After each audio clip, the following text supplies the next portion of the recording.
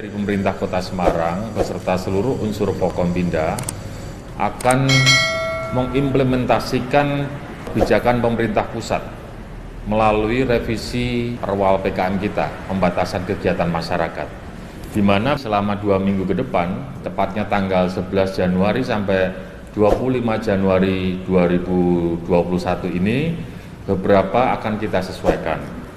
Penyesuaian pertama adalah work from home. Dari kebijakan pemerintah pusat mengisyaratkan 75% rekan-rekan terutama yang ada di PNS ini harus bekerja di rumah. Yang terjadi sekarang kan 50% work from home, maka kita akan sesuaikan 75%. Apabila didapati ada beberapa dinas atau bagian yang jumlah ASN maupun non-ASN-nya kurang sehingga tidak bisa diberlakukan 75% WFH, maka kami juga akan mengatur pengurangan jam kerja. Disepakati masuknya jam 8, pelayanan sampai jam 14 atau jam 2 siang. Itu catatan pertama. Kemudian substansi kedua, untuk belajar mengajar daring, sampai dengan hari ini di Kota Semarang, pembelajaran tingkat TK, SD maupun SMP belum pernah memberlakukan tatap muka. Jadi kalau kebijakan ini saya rasa kita sampai dengan hari ini masih sesuai. Kebutuhan pokok beroperasi dengan pembatasan kapasitas, kita juga menyesuaikan sama seperti yang terjadi di lapangan hari ini. Lalu operasional pusat pembelanjaan dan tempat makan.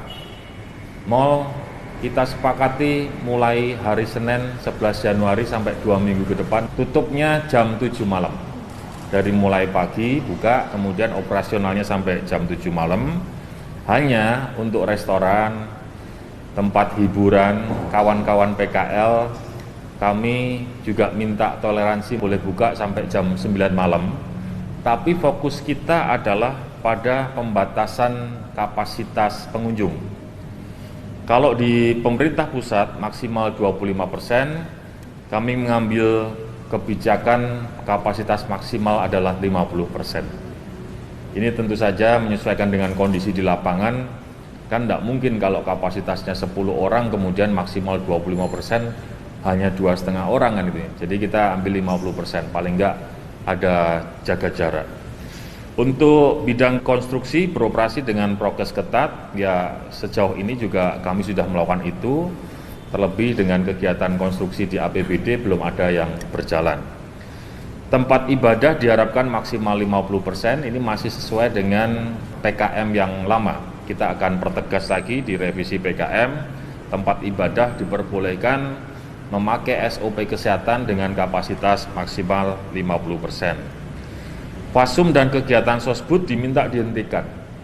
Maka kebijakan kami di pemerintah Kota Semarang, semua aktivitas terkait dengan kegiatan-kegiatan, seminar, dialog, diskusi, selama 2 minggu ke depan kita minta ditunda.